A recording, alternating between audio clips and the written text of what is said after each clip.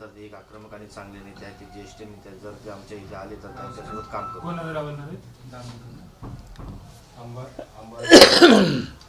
आणि हे ऑफर देण्यामागचं कारण की आज आदित्य विरोधी पक्षनेते होणार अशा पद्धतीची एक चर्चा सध्या नाही असं भास्कर जाधवांची चर्चा होती ना. असं नाही ना, आता याच्यावर हेच सांगतो तुला. तेच विचारायचं पहिला तोच प्रश्न. रोल आहे सर. आदित्य ठाकरे विरोधी पक्षनेते असणार अशा पद्धतीच्या नागपुरात जोरदार चर्चा अधिवेशनाच्या पहिल्याच दिवशी सुरू आहे. शिवसेना विधिमंडळ गटाच्या वतीनं माननीय पक्षप्रमुख उद्धवजी ठाकरे साहेबांनी भास्करराव जाधव यांचं नाव विधिमंडळ जे आहे कार्यालयाला कळविलेलं आहे. आता याला जवळपास पूर्ण 11 महिन्याच्या वरचा कालावधी होतोय आणि अजूनही विधिमंडळाच्या कार्यालयाने याच्याविषयी किंवा विधिमंडळाचे जे काही अध्यक्ष आहेत विधानसभेचे यांनी कोणताही निर्णय घेतलेला नाही. खरं ते चुकीचं आहे, कारण सगळे पक्ष मिळून काँग्रेस असेल, राष्ट्रवादी शरद पवारांचा पक्ष असेल, शिवसेना असेल, या सगळ्यांनी मिळून एकमतानं भास्करराव जाधवांचं नाव दिलेलं आहे. पण भास्कर जाधवांचं फक्त नावच दिलं आहे आणि आता त्यांना देणार नाही, त्यामुळे भास्कर जाधव तुम्ही आमच्याकडे या असं उदय सामंत म्हणताय. हे बघ, हे असं या आणि जा या म्हणण्याला काही अर्थ नाही. भास्करराव जाधव काही कोणत्या खुर्चीसाठी किंवा कोणत्या पदासाठी इकडं तिकडं जाणाऱ्या व्यक्तीपैकी नाही. भास्करराव जाधव एक स्वाभिमानी, आक्रमक आणि जनतेशी नाळ असलेलं नेतृत्व आहे. हे काही जसं उदय सामंत म्हणतात तशा पद्धतीनं स्वतः उदय सामंत खुर्ची पाहून पळून गेलेल्यापैकी भास्करराव जाधव नाही, असं माझं याविषयी ठाम मत. उद्धव ठाकरे अधिवेशनाला येतात किंवा त्यांना यावरनं मुख्यमंत्र्यांचं विधान ऐकवतो. उद्धव ठाकरे इंडिगो विमानाने येत नाही, त्यांच्या खाजगी विमानाला काही अडचण नाही. नागपूरला येण्यासाठी समृद्धी महामार्गही तयार आहे. उद्धव ठाकरेंच्या अधिवेशनाच्या उपस्थितीवरनं ते बोललेले आहेत. हे भाई, या बोलण्याला काही अर्थ नाही. याच्यातले किती लोक मग मुख्यमंत्री उपमुख्यमंत्री का समृद्धीनं नाही गेले नागपूरला? का सरकारी विमानानं जातात? उद्धवजी येणं न येणं, उद्धवजी येतात ना विधिमंडळात, उद्धवजी येतात. मला असं वाटतं या 11 आणि 12 तारखेला विधिमंडळाच्या अधिवेशनाला उद्धवजी उपस्थित राहणार आहे. 11 आणि 12ला तुम्ही इनमिन 4-5 दिवसाचं घेता, डिक्लेअर करता 15 दिवसाचं आणि घेता 5 दिवसाचं. तुम्हाला गुंडाळण्याशीच घेणं असतं, करण्याशी काहीच नसतं इंटरेस्ट. पण ते मुख्यमंत्र्यांनी दिवस अशा पद्धतीने दिवस न्यायला काही अर्थ नाही. मुख्यमंत्र्यांना थोडंसं मला असं वाटतं स्वतः विदर्भाचे असताना विदर्भात होणारं अधिवेशन जे आहे कशासाठी होतं आहे? नागपूरला अधिवेशन, नागपूर करार कशामुळे झाला होता? विदर्भावर अन्याय होऊ नये म्हणून त्याच्यात असं ठरलं होतं की नागपूरचं अधिवेशन वर्षातून एकदा व्हावं. ते काय 4 दिवसाचं व्हावं? शेकडो कोटी रुपये खर्च करायचे आणि 4 दिवसाचं 5 दिवसाचं अधिवेशन करायचं. पहिल्या दिवसाचं तर अधिवेशनात श्रद्धांजली आदरांजली बिल ठेवण्यातच जात असतो. उरले 5 दिवस म्हणजे 5 दिवसाचं अधिवेशन घेत आहे नागपूरला. खरं तर तुम्हाला जनतेचे प्रश्न विरोधकांनी मांडू नये अशीच तुमची इच्छा आहे आणि म्हणून तुम्ही अधिवेशन कसं गुंडाळता येईल, कसं कमी करता येईल असा प्रयत्न करता. मध्यंतरी भास्कर जाधव आणि राणे कुटुंबियात काय झालं होतं सगळ्यांना माहिती आहे. त्यात आता भास्कर जाधव यांनी आपल्याला माफ करावं अशी माझी इच्छा असल्याची प्रांजळ कबुली निलेश राणे यांनी दिली आहे.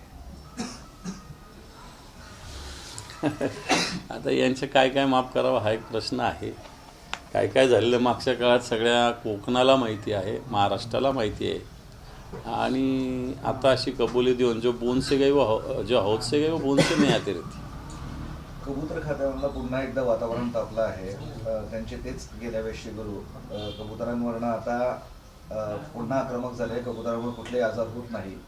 आजपासून प्रत्येक टॉवरमध्ये जाणार आणि प्रत्येक वार्डात जसे गौरक्षक आहेत तशी कबूतर रक्षकही तयार करणार म्हणतात. काही हरकत नाही ना.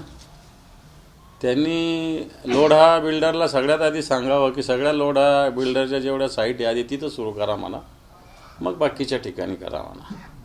आधी लोढा जे आहेत ना त्यांच्या मोठ्या पद्धतीनं मुंबईमध्ये मोठे मोठे टावर्स आहेत, सगळ्यात आधी तिथं सुरू करा म्हणा त्यांना. शेतकऱ्यांना अजूनही 30% शेतकऱ्यांना अतिवृष्टीची मदत मिळाली नाही असं पुढे आलेलं आहे. अधिवेशनाचा पहिला दिवस आहे आज.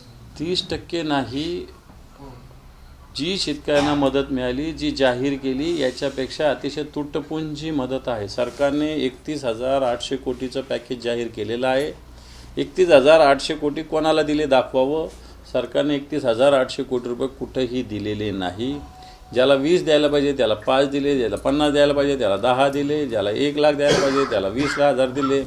त्यामुळे शेतकऱ्यांना पुरेशी जी जाहीर केलेली मदत मिळाली नाही. आणि अजून 50%च्या वर शेतकऱ्यांना 1 रुपयासुद्धा मिळालेला नाही. एक इंटरेस्टिंग आहे, अजित पवार आणि रोहित पवारांच्या एकत्रित नृत्याचा मी 2024ला शिकार झालो असं राम शिंदे म्हणताय. म्हणजे ऍक्च्युली तो लग्नाचा व्हिडिओ व्हायरल झालाय सध्या. अजित पवार आणि रोहित पवारांचा, अजित पवारांच्या मुलाचं लग्न होतं तिथे, त्यावरनं हे असं बोलतंय. शेवटी अजित पवार, रोहित पवार काका पुतणे आहेत ना.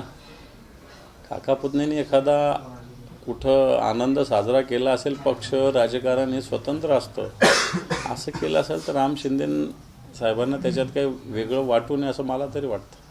त्यांचे जे हाल झाले राजकीय, त्यावरनं ते म्हणतात की त्यांच्या नृत्याचा मी शिकार झालोय म्हणून. मला असं वाटतं आता ते विधानसभेत पडले जरी असले तरी विधान परिषदेचे सभापती होणं हे एक मोठी जबाबदारी आहे मला असं वाटतं. त्यामुळं त्याच्यात त्यांचे हाल झाले असं त्यांनी स्वतःला मानून घेणं हे चुकीचं आहे. विधान परिषदेचे सभापती हे मला असं वाटतं राज्यपाल मुख्यमंत्र्यानंतर त्याच्या आधीही विधान परिषद सभापतीचा शिष्टाचार असतो. त्यामुळं राम शिंदे राजकीयदृष्ट्या का म्हणतात हा मला पडलेला प्रश्न आहे. उद्धव ठाकरेंनी राज ठाकरे यांना सोबत घेऊन स्वतःच्या पायावर धोंडा मारून घेतला. इति रामदास आठवले. रामदास आठवलेंचा पक्ष भाजपबरोबर जाऊन खूप महाराष्ट्रात फोफावलेला आहे. महाराष्ट्रात त्यांच्या पक्षात एकही गाव उरलं नाही की रामदास आठवलेंचा पक्ष पोहोचला. स्वतःच्या मंत्रिपदासाठी सगळा पक्ष दावणीला बांधणारे आणि शिवसेनेला हे शिकवणं मला असं वाटतं फारच मोठं शहाणपण आहे. सोयाबीनला हमीभाव मिळत नाही आहे आणि त्यात आता दक्षिण आफ्रिकेतनं आपण मोठ्या प्रमाणात सोयाबीन आयात करतो. 1-2 दिवसात येऊन घडतील आपल्या बंद. हे पहा, सोयाबीन, कापूस, ऊस या तिन्हीचे प्रश्न आत्ताच्या घडीला ऐरणीवर आहेत. सोयाबीनचा भाव सरकारने जो जाहीर केला, प्रत्यक्षात व्यापारी काय भावाने खरेदी करतात हा एक प्रश्न आहे. आता तोही जर आयात झाला अशा पद्धतीनं तर सोयाबीनचा भाव आणखी पडेल. तसंच कापसाचं आत्ताच्या घडीला झाले. कापसाचं अतिवृष्टीमुळं कापसाचं नुकसान झालं, पण जो कापूस आला त्याच्या प्रतवाऱ्या वेगवेगळ्या करून शेतकऱ्यांचा कापूस कमी प्रतीचा दाखवून त्याचीसुद्धा लूटमार आत्ताच्या घडीला होते. ऊसाचं सुद्धा तसंच झालेलं आहे. ऊसाचे भाव कारखाने जर बघितले तर शेतकऱ्यांना लुटण्याचंच काम सध्याच्या घडीला करतं आणि सरकार या सगळ्या गोष्टी बघते उघड्यावर. काही दिवसात तो जो आयात केलेला माल आहे सोयाबीन मुंबईच्या बंदरावर उतरेल आणि त्यामुळे शेतकरी संघटना आक्रमक झालेला आहे. रस्त्यावर उतरण्याची भाषा अनेक शेतकरी संघटना करतात. शिवसेनेची काय भूमिका आहे? बिलकुल शेतकरीच्या या भूमिकेला शिवसेनेचा सपोर्ट आहे. शिवसेनासुद्धा अशाच पद्धतीनं सोयाबीन जर आयात केलं जाणार असेल तर या बंदरात शिवसेनासुद्धा उतरेल आणि हे येणारं सोयाबीन रोकेल.